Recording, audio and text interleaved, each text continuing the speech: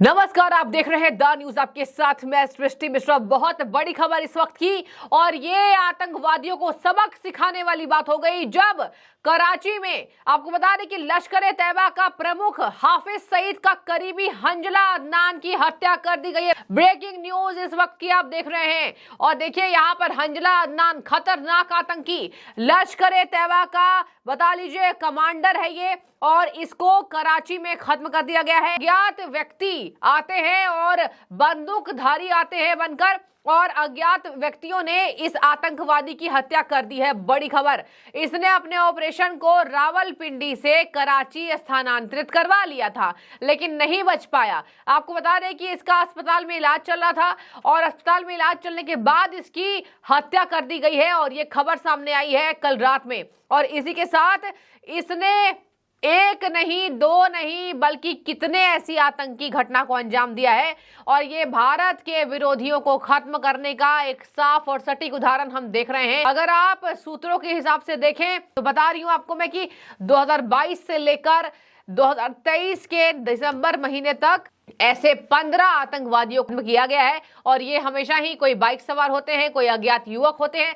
तो ये भारत के विरोधियों को खत्म करने का एक अलग हम तरीका देख रहे हैं, और ये जरूरी भी है उन लोगों को यहाँ अंजाम तक पहुंचाना जो ये साजिश करते हैं। आपको बता दें कि हाफिज सईद 26/11 का मास्टरमाइंड आतंकवादी, खूंखार आतंकवादी, उसका ये सहयोगी था हंजला अदनान। हंजला अदनान अब नहीं रहा, और आपको बता दें कि इसने 2015 में जम्मू कश्मीर के उधमपुर में बीएसएफ के काफिले पर हमला किया था, 2016 में भी किया, और दोनों को मिलाकर यहां कम से कम 10 हमारे सैनिक को मौत के घाट उतरना पड़ा था, अपनी बलिदानी देनी पड़ी थी। तो ये खतरनाक आतंकवादी को मार दिया गया है। और बता दें आपको कि जम्मू कश्मीर के उधमपुर में इसने सबसे पहले बीएसएफ के काफिले पर हमले की साजिश रची थी, और ये 26/11 मुंबई के मास्टरमाइंड हमले में प्रमुख हाफिज सईद का काफी करीबी माना जाता रहा है।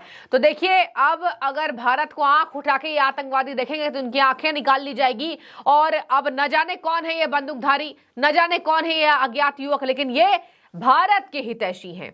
इससे यही साफ होता है। और कराची में इसकी मृत्यु हुई है, कराची में इसकी हत्या हुई है। इसके साथ मैं आपको बता दूं, इंडिया टुडे की रिपोर्ट के मुताबिक 2015 में इस खतरनाक आतंकी ने उधमपुर में काफिले पर हमले की साजिश रची थी। हमने उस वक्त अपने 2 सैनिकों को खो दिया था, और 13 जवान अन्य घायल हुए थे। और सबसे बड़ी बात मैं आपको आश्चर्यजनक बता दूं, भारत में हमले करने के दोषी रहे आतंकवादियों को 2022 से लेकर अब तक 15 को ठिकाना लगा दिया गया है। इनमें खालिस्तानी आतंकी परमजीत पंजवार और एयर इंडिया विमान का अपहरण करने वाले आतंकी जहर मिस्त्री जैसे नाम शामिल हैं। ये भी बताया गया कि कश्मीर में नया बना आतंकी संगठन द रेजिस्टेंस फ्रंट की जिम्मेदारी भी ये हंजला ले रहा था, और ये संभाल रहा था। ये उत्तर कश्मीर में इस आतंकी समूह की गतिविधियों को हैंडल करता था, और यहाँ नए आतंकी भेजने और हमले करवाने की जिम्मेदारी पाकिस्तान ने इसको दी थी। और देखिए, सबसे आश्चर्यजनक मैं आपको बता दूं, पाकिस्तान की भी इतनी बुरी स्थिति हो गई है कि पाकिस्तान अब कुछ नहीं कर रहा है, लेकिन हंजला अदनान जैसे आतंकवादियों को बता दें आपको, जब इसका ऑपरेशन होता है तो सेना के जवान इसको लेके जाते हैं, और आपको बता दें कि इसको बचाया भी सेना के जवानों के द्वारा जाता है। यानी हम क्या कहें, गर्भ कहां है आतंकवादियों का? आतंकवादियों का गर्भ पाकिस्तान में है। और अब देश के प्रधानमंत्री नरेंद्र मोदी, या आप ले लीजिए अजीत डोभाल, ये ऐसे नेता हैं, ये ऐसे अब उभरते चेहरे बन चुके हैं कि आंख दिखाने वालों की आंखें निकालने की कवायद रखते हैं, हिम्मत रखते हैं। और बता दें आपको कि ये हंजला अदनान हाफिज सईद जैसे खूंखार दुर्दांत आतंकवादी का ये सहयोगी है, और इंडिया टुडे की रिपोर्ट के हिसाब से उसका जो दामाद है हंजला अदनान का, वो भी साजिश करता रहा है। और इन दोनों के आतंक के वजह से ही 2015 में 2 आतंकियों ने साथ मिलकर जम्मू कश्मीर हाईवे पर सीमा सुरक्षा बल यानी बीएसएफ के काफिले पर हमला कर दिया था, और 2 बीएसएफ जवानों की इसमें मौत हो गई थी, और 10 जवान घायल हो गए थे। और इसके साथ मैं आपको बता दूं कि 2 और 3 दिसंबर 2023 की रात को हंजला अदनान को उसके घर के बाहर अज्ञात बंदूकधारियों ने मार गिराया। आश्चर्य की बात यह है कि इसके बाद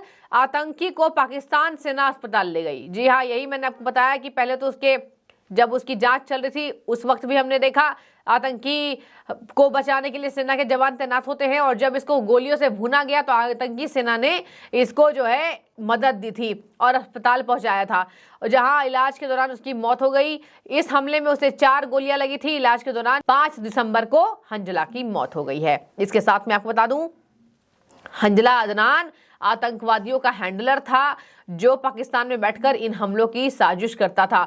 अब बीएसएफ के जवानों पर जब हमला हुआ था, 2 मिलिटेंट्स को पकड़ा गया था, तो आपको बता दें कि एक मिलिटेंट को जिंदा पकड़ा गया था और एक मिलिटेंट को वहां मार गिराया गया था। तो जिस मिलिटेंट को जिंदा पकड़ा गया था उसने कई ऐसे राज खोले थे और कहा गया था पूछताछ में कि ये दोनों ही आतंकी पाकिस्तान से भारत में घुसपैठ करके आए थे, और हंजला अदनान इन आतंकवादियों का हैंडलर था जो कि पाकिस्तान में बैठकर इन हमलों की साजिश रचते थे। देखा आपने, ये पाकिस्तान की सेना आतंकवादियों को बचाती है, और यही वजह है कि अब लगातार जो विपक्षी पार्टियां वो कहती है कि प्रधानमंत्री तो पाकिस्तान से बात ही नहीं करते, वार्तालाप होनी चाहिए। तो देखिए, ऐसे देश से क्या वार्तालाप करे पीएम मोदी, जो देश आतंकवादियों को पनाह देता है, जो देश आतंकवादियों को दाना दे रहा है, जो देश आतंकवादियों को जन्म दे रहा है। क्या उस देश से भारत को बातचीत करना चाहिए? यही वजह है कि अब पाकिस्तान के रिश्ते भारत से बदतर होते जा रहे हैं। ये पुरानी शासन नहीं है, अब ये नरेंद्र मोदी का नेतृत्व है कि पाकिस्तान जैसे दुश्मन देशों को सबक सिखाने के लिए हमारी सरकार तैयार रहती है। इसके साथ मैं आपको बता दूं, यहां पर कहा जा रहा है कि अब धीरे धीरे करके और रिपोर्ट्स खंगाली जा रही है। लगातार पुलिस पूछताछ में यह बात सामने आ रही है कि ऐसे कई और आतंकवादी हैं जो देश को नजर बना के बैठे हुए हैं, मतलब भारत को नजर में रखे हुए हैं। लेकिन इन आतंकवादियों की नजरें ज्यादा देर तक नहीं टिकेंगी, ये हमने अपने देश के नेतृत्व में होता देखा है। इसके साथ मैं आपको बता दूं कि इस आतंकवादी ने और कई घटने को अंजाम दिया है। हाफिज सईद, जो कि लश्कर तैयबा का मुख्य है, हाफिज सईद अभी भी आपको बता दें कि उसका जो गैंग है, पूरा वो जो गैंग लेकर चलता है, उस गैंग में भी कई ऐसे खूंखार अपराधी हैं जो भारत में घुसपैठ करने की कोशिश कर रहे हैं और बड़े हमले को अंजाम देने की कोशिश कर रहे हैं। लेकिन अब जो बंदूकधारियों ने इनका अंजाम किया, इनको अंजाम दिया है, इनका रिजल्ट इनके हाथ में दे दिया है, तो ऐसे लगता नहीं है कि भारत में कोई भी चूक होने वाली है। सशक्त है हमारी सेना, हमारी बॉर्डर सुरक्षित है, और उन सेना की वजह से आज हम चैन की नींद सो रहे हैं। तो एक बार फिर से उन तमाम सैनिकों को सलाम है जो दिन रात, जो बिना सोए, बिना थके, बिना हारे यहाँ हमारी सुरक्षा करते रहते हैं। और अब पाकिस्तान को सबक सिखाने का काम हमारी सेना ने किया है, और हंजला अदनान की हत्या पर सनसनीखेज खबर सामने आ रही है, और ऐसे कई आतंकवादी हैं जिनको हाल में ही मारा जा सकता है। तो बने रहिए, 2022 से लेकर अब तक 15 आतंकवादियों को ऐसे ही ढेर किया गया। पता नहीं कौन है ये बंदूकधारी, लेकिन जो भी हैं ये भारत के हितैषी हैं, ये भारत को सुरक्षा देना चाहते हैं, और ये भारत के दुश्मनों की आंख निकाल लेंगे, ऐसा इन्होंने कर दिखाया है। तो देखिए, इसमें खुशी की लहर है।